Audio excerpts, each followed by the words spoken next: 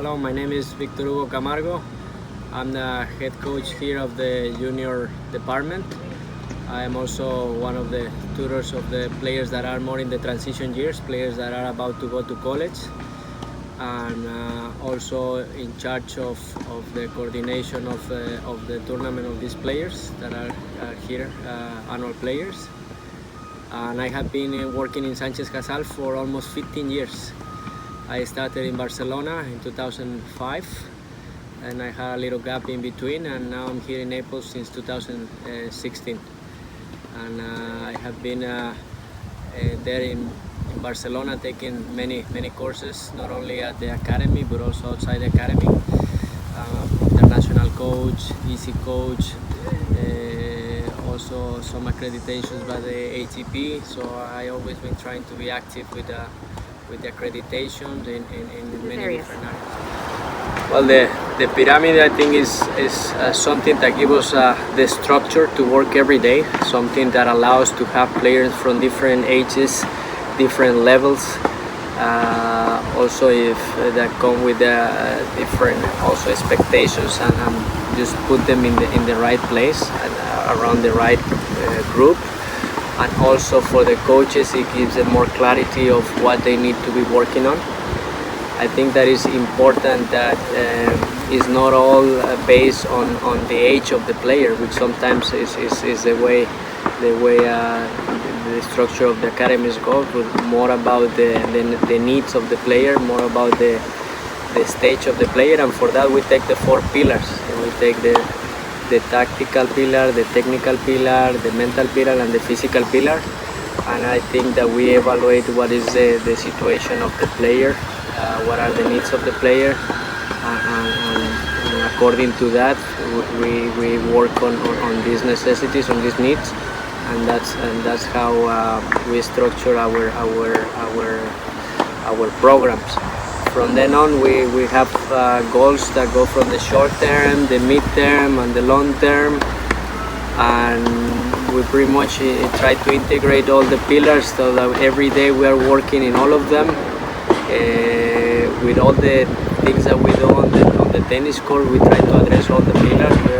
We're trying to improve all the pillars, so that when a player is able to improve all its pillars, it goes to another stage of the pyramid. So I think it's a very complete program that takes the player stage by stage.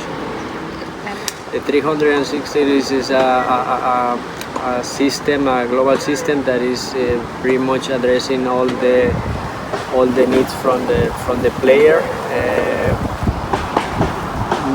making sure like he's not falling behind in one of the areas that I was telling you, like not in the mental, not in the physical, not in the technical, not in the tactical, and it's a program that tries to be very complete. What is the path? First is a process of adaptation.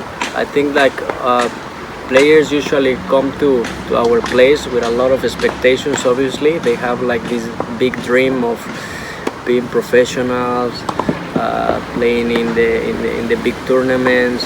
Some of them want already to have a big dream to go to a very important college to play tennis.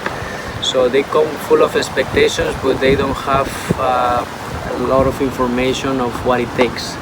So it's a process of adaptation, of learning that this is a long process. That is not a process that is going to take a couple of months or a couple of weeks. It's a process where you learn how to stay consistent, how to have these values that are going to make you go from stage to stage. Another big part of it is the adaptation of being away from home. A lot of players that, even though the parents are nearby, they spend most of the day here with us at the academy, so they come at 7 in the morning or even earlier to have breakfast here, or the ones that live here with us wake up at 6 to come to have breakfast and start training at 7. They finish around 10 o'clock, then go to the school, then after the school they have to come back to do some fitness or some tennis, and some days they have the afternoon off so that they recover. But even when they have it off, when they have a day off, they have something to do to recover their body so that the next day they can perform. So it's this structure of having this discipline of always having something to do, or some activity that is going to help you with your goal, your big goal. Sometimes it's a process that takes some weeks or months for the player, and once they get convinced that this is something that they want to do, that's probably when you start seeing the results. I think that for every player, doesn't matter how talented it is a process in the first months of learning things, learning how to deal with the fatigue, learning how to deal with these activities that are happening at the same time, and learning also how to recover the bodies after pushing very hard, because it is also a place that when you do things so good, it is also more difficult because you are more tired. And you need to learn how to recover your body and your mind so that you can continue going on. So it's never a one-day victory or never a one-day defeat. It's just a continuous process where they need to take it day by day. And you, as a mentor and a coach, what's the hardest part of the process? The hardest part is the same than the players, just to be consistent and to have energy and to take day by day and to every day remind myself to come here with a purpose, come with a commitment, come with the desire to start from zero again, or to continue the work that I have been doing the days before, the weeks before. Something is not working, just to try to find a way. It's always trying to find the solutions, not to get stuck in the problems, not to drop my energy, not to drop my commitment, and it's the same than the player. Sometimes when you see that something is not going as fluid as you want in the process of helping somebody, your motivation, your energy can also go down, and you have to remind yourself that there is a new day, there is a new opportunity, and that you are also the engine for the group of players that you have, that you are in charge of. So you always have to have consistency. You cannot also be too emotional. You cannot be too angry or too happy and the next day just be very relaxed. You have to stay very consistent, and you have to also learn to listen. As coaches, we tend to speak a lot, to give a lot of information, but sometimes we forget to listen. So it's very good that every day we come here willing to exchange this information with the student. How you feel, this is the way I'm trying to help you, and sometimes it's just being quiet and listening to the player to see what he wants to say. Okay, as a student athlete, it is also a process of learning what it takes. Personally, I went to that path of being a student athlete. I graduated from a university here in the United States, played Division I college, and it was not easy.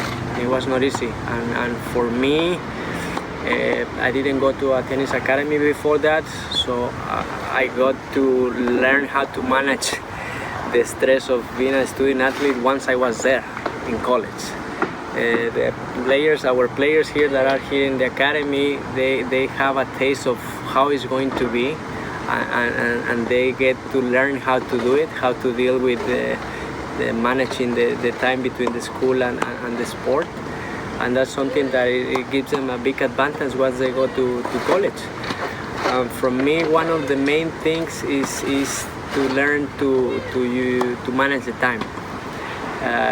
Sometimes it gets a little overwhelming when you get behind. So if you don't learn to be consistent and to leave the things for the next day, if you learn to do one thing at a time, I think that teaches you also a lot of how to deal with the stress of being a student athlete. Well, you take a big role in their lives. You are not only the person that is teaching them about how to hit the forehand or the backhand better. You are you are more involved in their lives. You are involved in how to deal with the frustration, how to deal with the exciting times, how to deal with the free times. You become more like a mentor in life in general, not only on the tennis court. Because a lot of the things that happen here on the tennis court in the 3 hours that we are training are influenced by how they live their lives outside the tennis court. And you have to be part of that as a coach. You have to be there to advise, you have to be there to listen, you have to be there to teach. And as a coach, that's part of your job, just to be the good influence, the influence that gives them the information, and that also gives them the hand when they need the hand. And also you have to be aware of what are the things that help these young players to later grow in life in general. And I think are very similar to the things that gives them the structure here on the tennis court. It's the discipline, having respect, even when they are competing, and putting effort even when they are tired.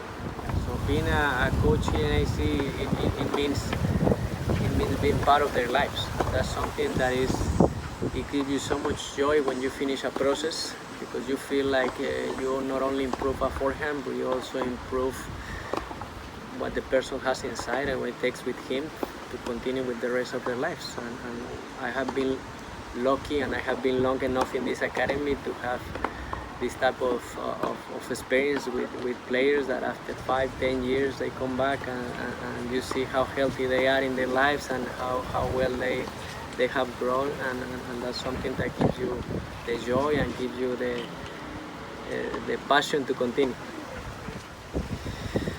Motivation that is just to be able to help these players to continue growing in their lives and through tennis.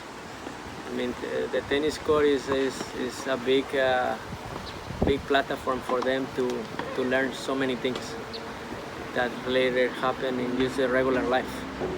So if a lot of them finish their careers at 22 or 28, they have a long way to go. So what happens there is also something that you learn to manage, or you learn to deal the same way you learn to deal with a training session or a match. So when you see this, every space in the practice, every space in the training becomes an opportunity for you to have that type of influence. When they are in the water break, when they are running side to side, when they are frustrated on the back of the fence and they are complaining about something, those are moments where you can teach something, you can give an advice, you can get close to the person, and also to share the excitement of achieving something. So all those opportunities that you come here are so intense that for me, the 3 hours or the 4 hours, they happen so fast that I always tell people that the best part of my day is when I'm on the tennis court, and I feel like I'm a complete person when I'm there. My goal is to solve the little difficulties of the day by day that are so different, because the personalities of the players are so different. They come with every day to deal with new things. It's not the same when you're working on the backhand and when you're working on the forehand. It's not the same when you are doing more repetitions, less repetitions. So you have a plan, but there are so many things that you are not expecting, and that if you address them and you accept the challenge of getting something out of the practice, it requires your whole concentration. Sometimes when you relax a little bit at the end of practice, you feel it. You feel like, oh, I think I didn't get enough from this practice. I think I didn't help my player enough. I think he didn't push enough, but I also didn't help him to push enough. So it's always accepting that responsibility that you can help, that you can contribute, even though so many times it really depends on the player. But as a coach, you cannot just put all on the player and say it's because of them. They are the ones that need to push. I'm here, I'm perfect, I'm doing everything right. You always have to look to have an analysis in what you are doing to be able to keep on also growing. So when I come here, my goal is not to put the responsibility on the player and say this was good or bad because of you, because I want to be part of that. If it is good, I want to be part of that. If it is bad, I want to help you take something good out of the practice. So that's my goal, just to accept the challenges every day, not to go away from any challenge that I have. Probably will be something related with gastronomy, with being a chef. But I wouldn't like to be a chef only in one restaurant. I would like to have many different experiences of going maybe from one restaurant to other restaurant, from one city maybe to other city, and I just like that environment of sharing a good moment, sitting on a table and sharing a meal. What I do to save the planet? You just have many things that you can do at home. You can recycle. You can use save water, not to use too much plastic. I'm more conscious now than when we go to the supermarket, not to start asking for these plastic bags, and especially in some places that they put like I don't know, 3 bananas and they give a plastic bag, and they give another one for bread, they give another one for butter. So I'm more conscious about that, and I usually either if I don't have, I request the things that don't need a plastic bag just to carry them on my arms, or use a box or something, just not to ask for the plastic bags. Use little things that help.